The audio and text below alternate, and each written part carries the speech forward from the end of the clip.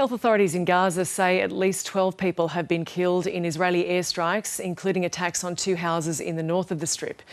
Israel has formally notified the United Nations that the agreement with its Palestinian aid agency UNRWA has been torn up.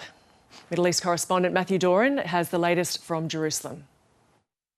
Israeli strikes in northern Gaza have been unrelenting for weeks. The IDF insists it is targeting Hamas militants regrouping in the area. But Palestinians say the civilian death toll tells a very different story, that these strikes are indiscriminate and that they're aimed at forcing the population out of northern Gaza to allow Israel to take control. These latest strikes have hit 2 houses in Beit Lahir, one of the hardest hit towns, along with nearby Jabalia, in this month-long siege of northern Gaza.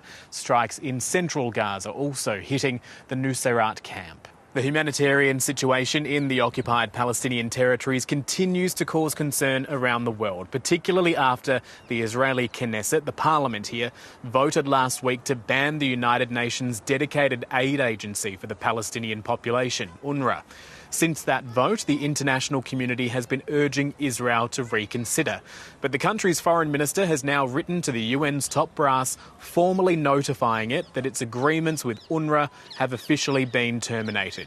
The legislation makes it illegal for Israeli officials to work with UNRWA, Israel insisting it will find other agencies to support the Palestinian population.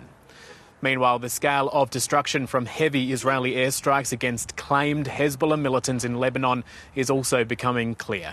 Streets in Baalbek in the country's east bearing the scars of the IDF attacks, which forced the evacuation of more than 100,000 people.